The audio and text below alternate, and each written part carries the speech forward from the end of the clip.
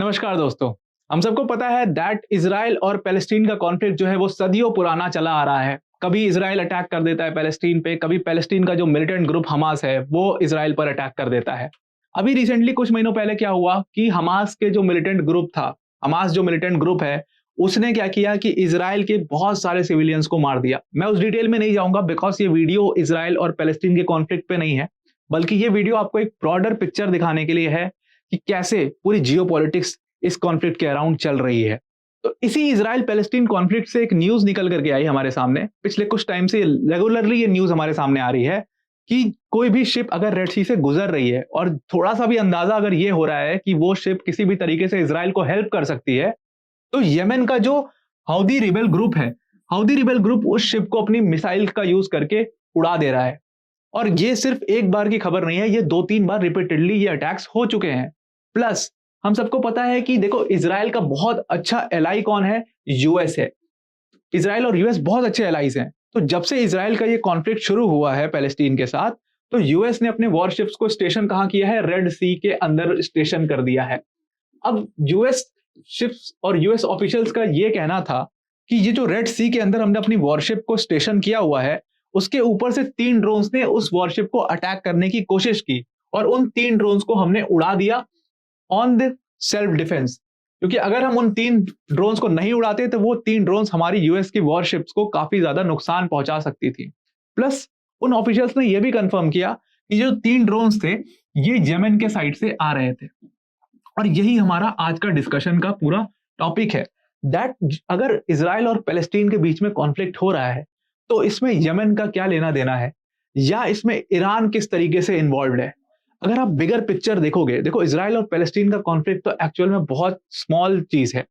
अगर आप bigger picture देखोगे तो आपको समझ आएगा दैट किस तरीके से ये जो पूरा लड़ाई है ये ईरान की से चल रही है, ये इजराइल और ईरान के बीच में चल रही है।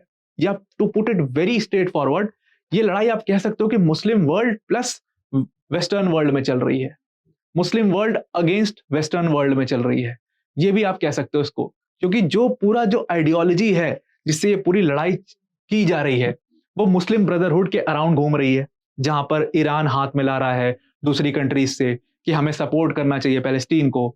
वहीं पर इजराइल जो है वो अपने सपोर्ट मांग रहा है अपनी जो एलाई कंट्रीज हैं जैसे कि यूएस, जैसे कि इंडिया, जैसे कि रशिया, तो उनसे सपोर्ट मांग रहा है। तो ये आप कह सकते हो कि उस तरीके का ये पूरा वॉर चल रहा है। अब इस वीडियो में हम यही समझने की कोशिश करेंगे दैट ईरान किस तरीके से इस वॉर में बुरी तरीके से इन्वॉल्व है, और ईरान की वजह से शायद आप कह सकते हो कि वर्ल्ड एकदम वर्ज पे आ चुका है एक नए वर्ल्ड वॉर के। तो इस वीडियो में हम इसी को समझने की कोशिश करते हैं। देखो इजराइल और ईरान के रिलेशंस जो है वो हमेशा से खराब नहीं है। ये मैप 1970s का है और 1970s के टाइम पर आप देखो इजराइल के बीचों बीच से जो ग्रीन वाली लाइन दिख रही है ना आपको, एक्चुअली ये क्रूड ऑयल पाइपलाइन है जो कि इजराइल के बीचों बीच से निकलती थी। और ये क्रूड ऑयल पाइपलाइन जो है वो ईरान यूज करता था अपने ऑयल को यूरोप में पहुंचाने के लिए इजराइल के थ्रू। यानी कि ईरान के रिलेशंस इजराइल से काफी अच्छे हुआ करते थे। और उस टाइम पर ईरान में गवर्नमेंट जो थी वो शाह रिजीम थी, और जो शाह रिजीम कहते हैं कि ये इजराइल की बहुत अच्छी एलाई थी और इजराइल के साथ मिल करके काम कर रही थी। उस टाइम पर कोई ऐसी मुस्लिम वर्ल्ड वाली बातें नहीं थी। प्लस वेस्टर्न कंट्रीज को बहुत सपोर्ट करती थी ये शाह रिजीम जब ईरान में हुआ करती थी। बट ईरान में चीजें बदली, वहां की पॉलिटिक्स पूरी चेंज हुई, वहां का पूरा ओरिएंटेशन चेंज हुआ। और चीज बदलने के बाद क्या हुआ कि 1979 में एक वहां पर पूरा रिवॉल्यूशन शुरू हो गया इस शाह रिजीम के खिलाफ। फाइनली शाह रिजीम को गिराया गया, और जो रिवॉल्यूशन पूरा चल रहा था वो चल रहा था रुहुल्लाह खोमेनी के अंडर में। ये रुहुल्लाह खोमेनी है, इनके अंडर में पूरा रिवॉल्यूशन किया गया था और इनके अंडर में ही शाह रिजीम को गिरा दिया गया। और फिर फाइनली जो रुहुल्लाह खोमेनी है ये लीडर बनते हैं ईरान के। अब जैसे ये लीडर बनते हैं ईरान के, तो एक चीज तो बहुत क्लियर थी कि ये किसी भी वेस्टर्न कंट्री को सपोर्ट करने वाले नहीं है। दैट मीन्स कि जो सबसे पहली चीज इन्होंने की, देखो 1979 में ये पावर में आए, और उसके बाद जो सबसे पहली चीज इन्होंने की पावर में आते ही, वो इजराइल से जितने भी रिलेशंस थे ईरान के वो सारे कट डाउन कर दिए। प्लस ये बल्कि इजराइल को एक स्टेट मानने से ही मना कर देते हैं। जितने भी मुस्लिम कंट्री थे, जैसे कि पाकिस्तान आपने सुना होगा कि वो इजराइल को स्टेट नहीं मानती, मतलब वो इजराइल को एज अ कंट्री रिकॉग्नाइज ही नहीं करते हैं। वैसे ही ईरान भी है, ईरान इजराइल को एज अ कंट्री रिकॉग्नाइज ही नहीं करती है। तो इन कंट्रीज, क्योंकि आप देखोगे ना, जब आप इन लोग के भाषण देखोगे या इनका प्रेस कॉन्फ्रेंस देखोगे, तो आप देखना, कभी नोटिस करना कि ये इजराइल का नाम भी नहीं लेते, ये उस कंट्री को रिकॉग्नाइज ही नहीं करते हैं, ये उसको एज अ मिलिटेंट ग्रुप मानते हैं। तो ये एक पूरी कंट्रोवर्सी चली आ रही है। तो जब से ईरान में ये पावर में आए, तब से इन्होंने इजराइल से, यूएस से सबसे रिलेशंस तोड़ दिए, क्योंकि ये एक मुस्लिम ब्रदरहुड बनाना चाहते हैं पूरे मिडिल ईस्ट के अंडर में। अब अगर आप इजराइल की पोजीशन देखोगे ना, अब अगर आप इजराइल की पूरी पोजीशन देखोगे ना, तो आप समझ जाओगे। देखो, इस साइड में जॉर्डन है, यहां पर सीरिया है, ऊपर लेबनान है, इधर इजिप्ट है। मतलब इजराइल पूरे चारों तरफ से जो है मुस्लिम कंट्रीज से घिरा हुआ है। ये सारी कंट्रीज, सीरिया हो गया, चाहे जॉर्डन हो गया, चाहे इजिप्ट हो गया, चाहे लेबनान हो गया, ये सारी कंट्रीज जो है वो मुस्लिम कंट्रीज हैं, मुस्लिम डोमिनेंट कंट्रीज हैं, और इन सारी कंट्रीज से घिरा हुआ इजराइल। तो जो रुहुल्लाह खुमैनी थे ना, उनका जो पूरा पॉलिटिक्स है वो डिपेंड इस पे करता है, किस पे? इस्लामिस्ट वर्ल्ड पे। मतलब इस्लामिस्ट आइडियोलॉजी पे ही उनकी पूरी पॉलिटिक्स डिपेंड करती है। उनका कहना ये है कि जो पूरा मिडिल ईस्ट है, ये एक मुस्लिम वर्ल्ड है, और इसमें ये वेस्टर्न कंट्री का क्या लेना देना, यानी कि इजराइल का क्या लेना देना, और 2040 तक इजराइल को हमें खत्म कर देना है। ऐसी ऐसी स्लोगनेरिंग ये करते हैं, ऐसे ऐसे एजेंडास इनके हैं, क्योंकि ये इजराइल को कंट्री मानते ही नहीं, तो इजराइल को पूरा मैप से खत्म कर देना चाहते हैं। और क्योंकि मुस्लिम वर्ल्ड में इस वेस्टर्न कंट्री का क्या फायदा? मतलब ये जो वेस्टर्न कंट्री है, क्योंकि ये इस्लामिस्ट आइडियोलॉजी नहीं मानती, ये इस्लामिस्ट वर्ल्ड को नहीं मानती, तो इसका कोई काम नहीं है यहां पर, यानी कि मिडिल ईस्ट में। बट ईरान एक अकेला देश नहीं है। देखो, ये तो एक रीजन हुआ ईरान का इजराइल का खिलाफत करने का, कि वो एक मुस्लिम कंट्री नहीं है, वो मुस्लिम से खिलाफ है, यानी कि ज्यू कंट्री है। और आपको पता है कि ज्यूज वर्सेस मुस्लिम्स, जो ज्यूज और मुस्लिम्स की जो पूरी लड़ाई है, वो बहुत पुरानी है। ठीक है, वो हम सबको पता है, मैं उसके में बहुत डिटेल में नहीं जाऊंगा। तो एक तो इसराइल में मोस्टली डोमिनेंट ज्यू कंट्री है इसराइल, और ये सारी मुस्लिम कंट्रीज हैं, तो इसलिए भी इसराइल से प्रॉब्लम रहती है, और इसलिए भी इसको खत्म करना चाहते हैं और इसको कंट्री नहीं मानते हैं। अब दूसरी एक और प्रॉब्लम है। देखो, ईरान अकेला नहीं है पूरे मिडिल ईस्ट में। जब मिडिल ईस्ट में पावर की बात आती है ना, तो एक तो ईरान है, जहां पे पावर इक्वेशन आता है, सुपर पावर की बात आती है कि मिडिल ईस्ट में सबसे पावरफुल कंट्री कौन है, तो एक तो पावर रेस में ईरान हमेशा रहता है, बट दूसरे साइड सऊदी अरेबिया रहता है। Now there is a very big reason.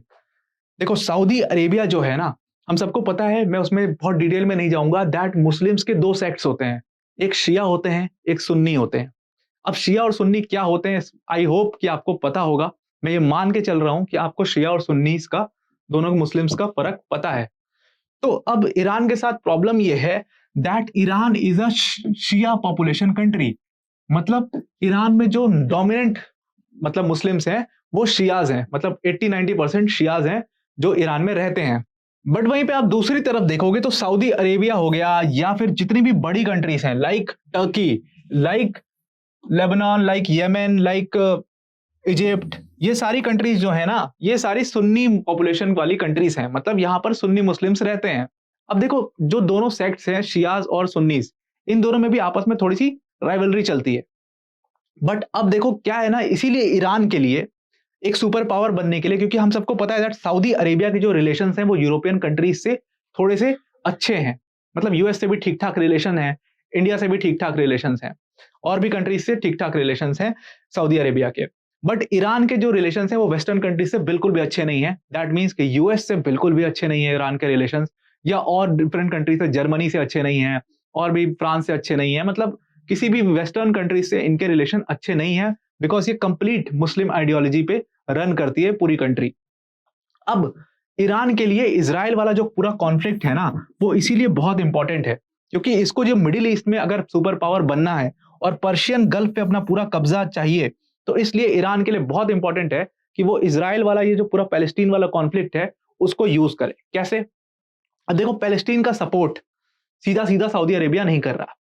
ठीक है, सऊदी अरेबिया ने हाँ उसके लिए बोला है कि हाँ पैलेस्टीन के साथ गलत हुआ है, पैलेस्टीन के साथ गलत हो रहा है, वहां पे बहुत सारे सिविलियंस मारे जा रहे हैं, बट वो किसी तरीके की एड या हेल्प नहीं भेज रहा है।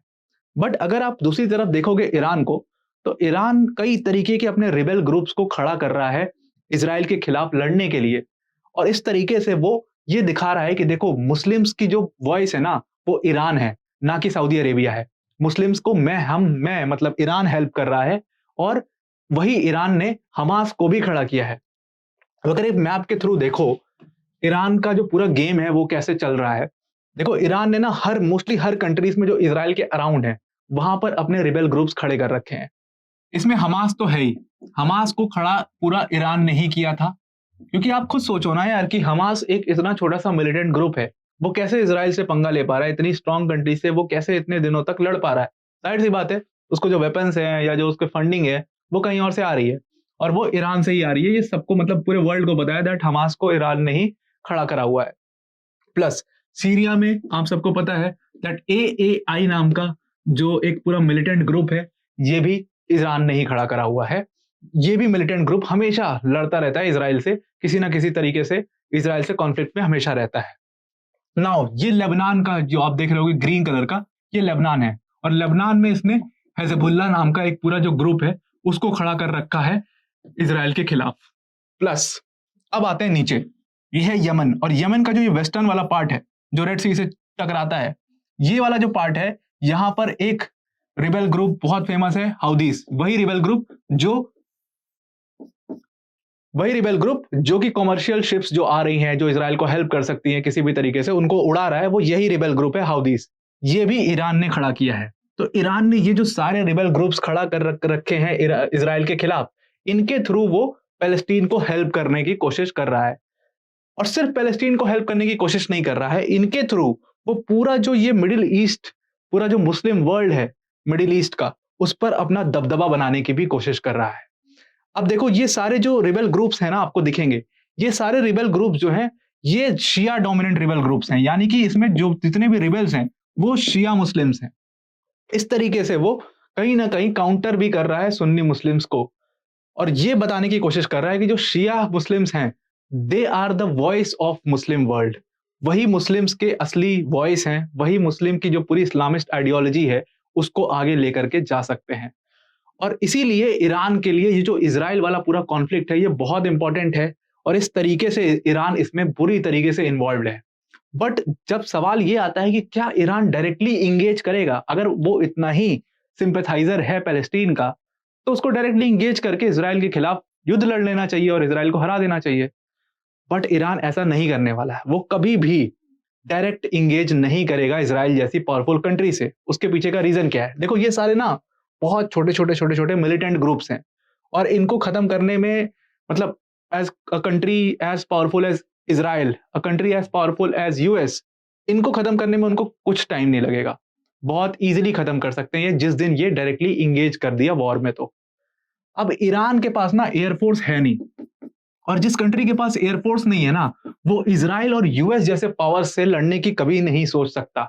इसलिए ईरान के पास द ओनली वे इज कि वो इन ग्रुप्स के थ्रू इजराइल को हरा दे, इजराइल को वीक कर दे, इजराइल के पास कोई सपोर्ट सिस्टम नहीं पहुंचने दे और इजराइल किसी तरीके से हार जाए और खत्म हो जाए, ताकि ईरान ये प्रूव कर दे कि जो पूरा मुस्लिम वर्ल्ड है उसकी वॉइस ईरान ही है, ना कि सऊदी अरेबिया है। और इस तरीके से दो तरीके का वो गेम खेलेगा, एक तो इजराइल को भी खत्म कर देगा, दूसरा पूरे मिडिल ईस्ट में एक सुपर पावर बन करके उभर आएगा और सबसे पावरफुल कंट्री हो जाएगा पूरे मिडिल ईस्ट की। सो आज की वीडियो में इतना ही। Thank you and have a nice day.